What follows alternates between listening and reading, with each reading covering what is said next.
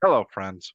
Robert Bevan here, author of the Caverns and Creatures series of comedy, fantasy novels, and short stories. With me is Sam West, and today is Martial Monday, and we're going to be talking about the fighter subclass archetype stuff. Which one? Champion. Because I would sing Queen, but it'd be copyright struck, so I can't. But we are the champion, my friends, and we'll stick together till the end. I hope that's not copyright strikeable. This is the heralded classic new player fighter subclass. I don't really think that's what it is. I think this is an abysmal experience for new players because they don't get to do anything. But for experienced players, for players that are like, hey, I want to make a build, this whole objective is to crit 4 times a turn, this is a route that lets you have some options in empowering that, especially with multi-class nonsense. And I think that's honestly where Champion finds its home the nicest, is in the hands of an experienced player who accepts going into it, my character is going to do one thing, and that thing is it's going to attack. And that's pretty cool.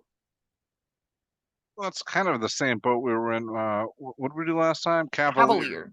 Yeah, they didn't. I mean, they didn't have a lot of out of combat utility either. But they got to do something besides I take the attack action. That's true. That's which true. is not what Champion is about. Champion goes, all right, my turn. All right, let me grab my d20s. These are the things that range me great. That one, that one, that one. Rolls them, and that's their whole turn. They're just done there. Sometimes they actually start to do it again. I looked at this, in preparation for this video. Yes, I do sometimes prepare for these videos. I could not believe how simple this was and how little effort was put into it. Right? It blew my mind. I think you could take the Champion entire subclass, staple it to fighter, and then just let them have their regular subclasses too, and no one would bat an eye. They'd be like, oh yeah, that sounds about right. Getting an extra fighting style, that seems like something a fighter should do. Getting crit improvements, yeah, why not? That makes the fighter a little bit different than their martial classes. Why not? Survivor seems like a perfectly reasonable blank vanilla fighter feature. The fact that these are limited to a subclass is dumb to me, but that's how it is. The sad thing is, just now, you covered everything. Yeah. This entire subclass has less text than the spell we recently just did, the Mind Prison one. There's more text in that spell, I guarantee it, than there is in the entirety of the subclass. All right, well, let's get into it. Sure. So level 3, all you get is improved critical. What that says is beginning when you choose this archetype at their level, which notably, that's not meaningful text. That's just describing when this happens. The real text is your weapon attack score critical hit on 19 or 20. That's it. That's the whole thing. And listen. Yes. Improved crits is good. Doubling your crit range is good. This makes it so things with impossibly high AC go from having a 5% hit chance to a 10% hit chance. That's pretty good. This is like a 5% passive damage bump you just get for the rest of the game. That's a lot of damage over the course of, a 20-level campaign. Whenever you're making a lot of attacks, that's a lot of extra crits. And whenever you're doing spicy things like crit fishing with Paladin, whenever you're doing other things that do more damage on crit, this gets a lot more interesting. If you're just playing fighter, though, and fighter gets none of the features that give you more damage on hit, which means they don't scale with crits that well, you're like, yeah, well, all I'm doing is 4d6 with my greatsword as opposed to 2d6 with my greatsword. That's kind of like the best case scenario. You normally want to be like, oh, I also Divine Smite, or oh, I also have Hex, or oh, I also have Hunter's Mark that's getting double damage that way. That's a lot of times where you want to be with improved critical, at least. Let me ask a question. When does fighter get a second attack? 5th level. 2 levels from now, they get to make 2 attacks a turn. That's a bummer. If it was a 3rd level, I'd say this is amazing because, then you get a couple other fighter things really early. You get this, and then you can multi-class into something else. You got to stick with this for 2 more levels, unfortunately. Yeah. A lot of time what this looks like is if you want to do crit fishing stuff, you're starting at higher levels because the time it takes to spend dirtling through fighters first 3 levels is pretty miserable. So you don't really want to have to do that. It would be like starting level 8, so you get like 5 levels in Paladin, and you go, okay, I can afford 3 levels in fighters, so I can crit on 19, so then your smites are like exploding off every 3 rounds. It's pretty spicy. The way it is now, though, like the first 3 levels of Champion are really, really boring. And like I will always and forever, if someone tells a new player play Champion, I'm like, or play any other fighter subclass that gives you something new to do. You're learning the game, and when you're learning the game, if all you read is, well, at this level, I get this. There's no more building, there's no more decisions, there's no more interesting stuff to make, there's no new ways to engage with the fight outside of exactly what you've been doing since first level. engaging to me. At least as a perspective from me, whenever I would be learning new games, giving me nothing new to do and just doing slightly better versions of what I've been doing, especially whenever full casters are in the group, especially whenever you've got people that are getting fancy new spells that are reversing gravity, or you're getting even like third level spells that are bringing people back from the dead and exploding in 8d6 fireball areas. And I'm like, well, I crit on 19s. That's not at all comparable to learning and getting big fantastical spicy things in D&D. And that's, I won't talk about it the entire video, but please stop recommending Champion for new players. It's so boring, and I have seen people play it and go, I don't know why I'm sitting at the table right now. I'm not doing anything like everyone else is. I will add the caveat, unless that new player is someone like me. I I like I like to dip my toes in the water when I'm learning something new. Sure. And for me, yes, I want a character that all right, I want a character that is only responsible for doing like one thing. Okay, I'll take the attack action for 15 sessions in a row. But I still have options. I can do role play things. If I feel like coming out of my shell a little bit, I can do that. I can talk to the shopkeeper or do something. I I would want to say I want to I, progress at my own rate. that's fair. That's entirely reasonable. I would say not having options to progress faster, not having options to dip your toes in and try new things isn't great for even a player like yours experience, right? If you're in a situation where you could be using Battle Master maneuvers and you're just not, there are options, you have them, you Yeah. could be using them, but I don't want to, I'm just going to take the attack action. That's fine. You're allowed to still do that. Not having that option for players that want to be like, oh, this looks cool. I figured out how to take the attack action. I figured out this is what I do in combat, but I want to disarm it. How do I disarm it? Having a tool to do that would be meaningful. And this doesn't give you anything like that. This doesn't give you any out of combat roleplay tools. This doesn't give you One, opportunities to dip your toes into other elements of the game. I'm dipping my toes into the game, into other elements of the game. And also, I'll say this. Yeah, all right. I'm playing Battle Master. I'm just taking the attack action. And the more experienced player says, well, you could be doing this. Oh god, that is Now, awful. now, You're right. now I'm feeling pressure. I don't Yeah. want to do this. I just want to stab the thing. There's a very real tax to someone going over to your character sheet and be like, oh, you could be doing this. Like, why didn't you use this feature? And you're like, leave me alone. I want to play the game by myself. I don't want you to backseat drive me here. It's not a fun experience. And I'm guilty. Like, as a DM that DMs for a lot of new players, it is genuinely difficult for me to watch somebody take actions like attack with their -1 quarterstaff against the goblin, right? Whenever they go, I don't want to cast the spell because I built a druid and I'm good at casting spells, but I don't want to cast Storm. I want to hit with my quarterstaff. And I'm just like, okay, make your attack roll. And it gets a -1 to hit, and they roll a 4, and they go, darn it, I didn't do anything this turn. And I'm like, oh, that's My son okay. did that. He played a wizard. Just every encounter, it just run up and stab whatever. Yep. And it is, I do genuinely think it is, you can still have fun playing suboptimally. You can still have fun making even like what a lot of us that are, deeply invested in the game consider stupid decisions. If that's what you want it to look like, if you're enjoying the moment, if you're having fun playing Dungeons & Dragons, that's what matters most first. And again, I don't think Champion delivers a very fun and exciting experience for players that want to try stuff out, that want to do anything beyond I take the attack action. Like I said, it was a caveat. That's I think you're right for the most part. It's definitely nuanced. And all right, go on. Let's what else we got here? Okay.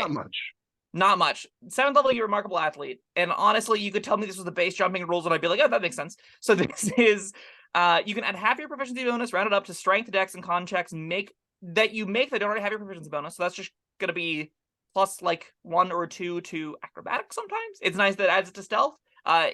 There are no constitution skills. So this is like naked constitution checks that are coming up in less than like 10% of games in their entirety. So that's useless. And you're probably proficient in athletics, which leads us to be like okay, I am a jack of all trades in stealth. Neat. And the other thing that you get is when you're making a running long jump, the distance you can cover increases by feet equal to your strength modifier. And you could have just told me that's how it worked. That you just, whatever the number is plus your strength mod, I'd be like, yeah, that sounds right. Sure, why not? But now you get to do, and it's only long jumps. Your long jumps are like 3 to 5 feet longer. All right, what were we talking about? Stealth? I don't see anything about stealth in here. you can add half your proficiency bonus rounded up to any strength, dex, or con checks you make. Right. And the skills that are relevant for that typically are stealth and athletics. And athletics is the one that you almost certainly already have, because that's what fighters do. It's what barbarians do. It's the skill that they're good at, because they tend to want to use strength. If you already have any of these skills, this feature is a lot worse. The feature isn't that good to begin with. So it's kind of like it's really not. Yeah. Like my druids had the jump spell that they put on the back burner because it's kind of bad at first level, and I get this at 7th, which is definitely worse than the jump spell. So you're just kind of like, this isn't anything.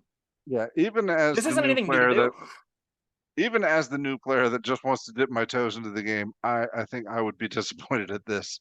Well, and like, At 7th level. if you read Remarkable Athlete, you go, okay, well, what does this do? Right? Like, you have to now delve into the jump rules. You have to delve into the like specific rules. Then you learn, like, oh, well, jumping isn't. They can fly and he can teleport. But hold on. How do you calculate that again? And wait, my proficiency bonus adds to what? Those rules aren't great for new players anyway. And the Jack of all trades Remarkable Athlete text is underwhelming to actually play with, because you're like, oh, I go from adding +2 to my stealth check to +4. Huzzah. I'm not the one making the stealth check still, because that's the rogue's job, and it's been the rogue's job since we started playing this game, or it's the wizard's job since 3rd level because they got invisibility, or it's the bard's job because they got invisibility, or it's anyone with invisibility's job that's not me. So it's just kind of like, this doesn't really matter. I guess I'm marginally better at hiding. Sure, I'm marginally better at sleight of hand checks, which are made very infrequently. Yeah, not a fan of Remarkable Athlete. Especially by the also fighter. Not very athletic. Like, the only thing Remarkable Athlete does for your athletics is jumping. Remarkable Athletes can do so many other things. Human beings are capable of really, really cool feats of strength. Give them more of that in this feature if you're going to call it Remarkable Athlete, for goodness sake. Yeah, and if you're going to call it a 7th level feature. Yeah. 10th level is kind of a feature. It's defense, so it's an additional fighting style, and that normally means defense, because the other ones aren't typically going to be doing what you're doing, so it's like kind of like a +1 AC at 10th level, which is very simple. I'll give it that. Yeah, I don't love it. Yeah. There aren't really any other, like, if you're doing a champion, you're probably Great Weapon Master. Sometimes you're doing like sword and board longsword stuff. Sometimes you're doing polearm master stuff, but like typically when you're fishing for crits, you want more dice, and more dice equates to great swords and mauls. So like, you got what a lot of people say is a bad fighting style out of the gate anyway, great weapon fighting, and your options that are like, okay, well, either I start with defense if I'm doing the min-maxy stuff, and this 10th level feature doesn't really do anything, or I'm taking, none of the other options, none of them work with what you're going to be doing at a baseline anyway.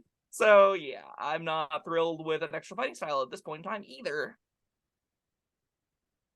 All right. You get superior crit though, and that ups your crit range to 18, and that is once again, that's a big deal. Critting on 18s is a lot, and it is like, this is kind of where you stop playing champion. This is like your pinnacle, and then the other 5 levels are ways to make your crits better, and your feats are ways to make your crits better, and every other build element you got is ways to make your crits better, because, critting on 18s is really yucky good whenever every 3 of the results auto hit on the dice that you're rolling right now. You're rolling a lot of them with advantage because you like knock things prone and stuff. If you can find ways to do that, if you have ways to coordinate with your teammates, maybe someone casts foresight on you, God forbid. Like, there are ways to get advantage on all your attack rolls that will make your crits happen a lot whenever you get superior critical, because 18s to 20s happen a lot on advantage. So and you're making like 4 attacks a turn.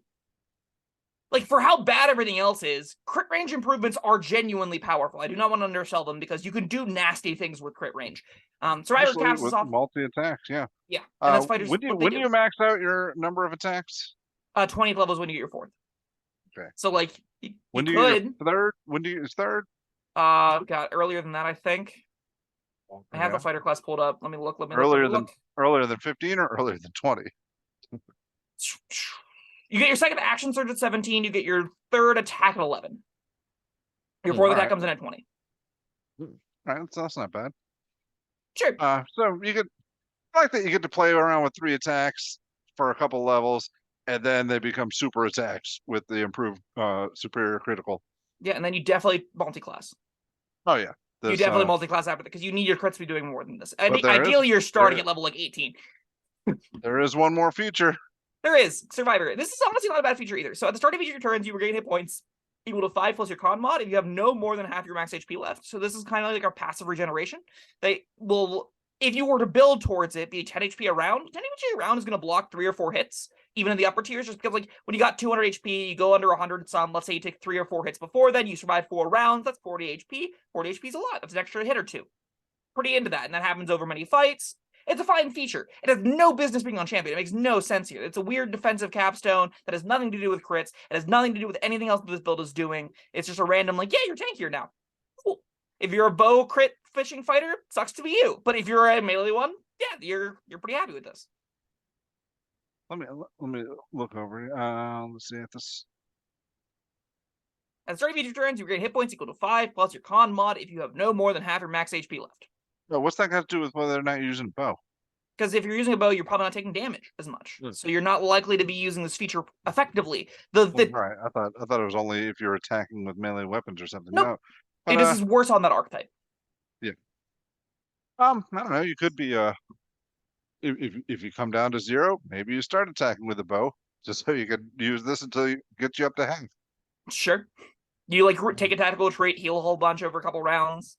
Seems reasonable. Fighters are good at that. Fighters are good at attacking with all of their weapons. I think a way to improve your fighter regularly, especially if they're dex-based, is to have the varying ranged weapons on you. So you have a longbow, you've got even like a heavy, I guess longbow, you need to have it be a longbow so you can take multiple attacks with it. But being able to switch between those modes, even if you don't have archery, it's pretty valuable. It's a quick fighter tip for you. It's a good reason to take like strength and dex on a lot of your fighters, so you can have reasonable to hits with your longbow still, even if you're a strength-based like character with a great sword, because you'd be like, okay, while I'm running at them, I'm firing 3 attacks around, because that's still a good chunk of damage that I'm dealing out, and then I get there and I pull out the great sword and I start going to town, right?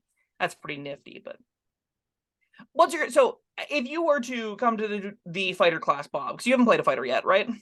Yeah. Would you pick, having seen this, would you pick this archetype? You know what? I might. Just the crit fishing appeals to me. Sure. That's I know it's not optimal, but it is a thing that really appeals to me as a person. And sure. Now, here's another question: are you sticking with this the whole 20 levels? I don't know. I don't know. I mean, I would probably look into optimization. I definitely want to get my my crit range down to an 18, so I'm sticking with it until 15, and somewhere between 1 and 15, I'll be looking at my other options. I'm not. I think the survivor thing is cool and probably useful, but you know, if I found something else that a way to improve my crits or something, or guarantee advantage on my attacks, I'd probably go that way. I would advocate taking a 3-level dip in champion fighter as every other crit fishing based build, and not going for the not going for more than 3 levels in it. And the reason is you get no features at 7th, 10 level. I know that's at a all. huge cost. that would be a painful slog. And like, but the rest of fighter is feats. That's what you're getting, right? Is you're getting a bunch of feats and ability score improvements. So you really have to say, I'm all in on max. Like, when you level up, you go, great, I now get +1 to my attack rolls. And when you level up next, you go, I get nothing. And then you level up again, and you get nothing. And then you level up again, you go, great, I get +1 to my attack rolls. And then you get nothing. And you're like, when do I get my 18s? I think it's a lot more fun and powerful. Grab a couple levels of Paladin, to grab a couple levels of Ranger, to grab a couple levels of Monk. Do some, like, a Monk critting on 18 or 19s is pretty spicy when you make 4 attacks level 2, 3, right? Like, you can do some cool things with that. You can do some cool things with Action Surge. Like, I think improved critical doesn't need to be in a subclass. I think it probably should be accessible in some other way. I would even say stick it on a feat. Let this be a crit fisher's dream. Let players go nuts with it. Having it be a whole dedicated subclass that gets literally nothing else until Survivor, and like Survivor's 18th level, no one's playing that high anyway. So like, you're left in this situation where this archetype feels like you're playing fighter without a subclass. And I don't want to be playing a fighter without a subclass. I don't want new players to be playing fighter without a subclass. I want people to like experience cool magic awesome stuff. I want them to do awesome disarming trip stuff. I want them to make trick shots and shoot people's heads off and stuff. I don't want just a crit on 19s to be my entire character. Yeah, but I want crit on 18s to be my entire character. What are you playing to 15th level? You're just like, yes, I'm committed to this bit. I'm willing to sit here for the next 7 months or longer with just nothing to do but attacking and critting on 19s, so I eventually get to crit on 18s. Yeah, but then I'm lopping off heads left and right. Sure. And you're like, hey, please haste me. Hey, please give me advantage on these attack rolls so I get to be a super amazing, awesome character, because I can't get it myself yet. I'm kind of a stubborn and patient person, so. That's fair. If that's the way you are, this is a fine route to go down, I think.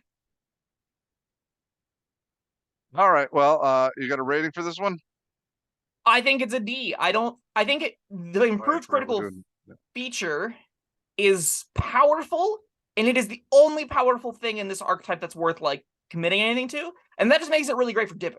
Right, this is a really great thing to just sneak into multi-class, grab Action Surge, grab Groove Critical, and just go ham-bone in Paladin, go ham-bone on other options that want to crit better. Like, even improved critical on Rogues, move. Now I double my sneak attack damage easier, and I can Action Surge to make sure I get the hits in. Okay, I got some cool play patterns there. I got some cool, interesting stuff I can build towards with Assassin, and with other, like, builds that I want my whole identity to be critting. Absolutely. As a thing that you play as a fighter for 20 levels, absolutely not. I want nothing to do with this. Yeah, I think you're right with a D. I do like the whole crit fishing thing, but I don't like that this essentially punishes me for taking it. You're like, I forgo a 7th and 10th level feature. Yeah, this is look. They're making a pact with the game. Yeah, I'm going to be bored more than I want to get this reward to get the reward of distant future. Yeah. But 5% more excitement because there's no way this game is going to last that long, right? So at least with like a level 8 character, 5 paladin, 3 fighter, that can come to fruition. That's not 5% more excitement. That is 100% more excitement. Because the potential is there. That's true. And every level you're gonna be like, oh, I got that potential. I'm gonna be level 12 soon, and I'm gonna be level 13 soon. And oh, that potential, it's just rising. No. The 100% excitement comes at level whatever. Oh, so it's like just down, spike at 15. Yes. Great. Exactly. You have a spike at 11 too when you get your third attack. Yeah. All right. Well, that was what the hell was that? That was Champion. Yeah, pretty simple. I'm surprised we talked this long about it. We had a great side tangent about new player experience. Yeah, that's true. All right. Well, thank you, Sam, and thank you, everyone, for joining us. Let us know what you think of Champion down in the comments. Or your comment thoughts about new player experiences. Am I way off base? Is Bob way off base? Let us know your thoughts. I didn't think either of us are off base. We were talking about our own personal experiences. That's true. But what was I going to say? I said, let us know what you think about Champion. Yeah, I was just going to say, I think people are going to have some opinions about this one. And looking forward to hearing them. Until then, goodbye. Thank you for watching. If you found this helpful, informative, or entertaining, I'd really appreciate it if you hit the like button below. You needn't smash it. A gentle tap will suffice. If you want to see more videos like this, subscribe to the channel. And make sure you check out the links in the description, where you'll find my Caverns Creatures series of comedy fantasy novels, Sam's full review of The Spell, and other fun things.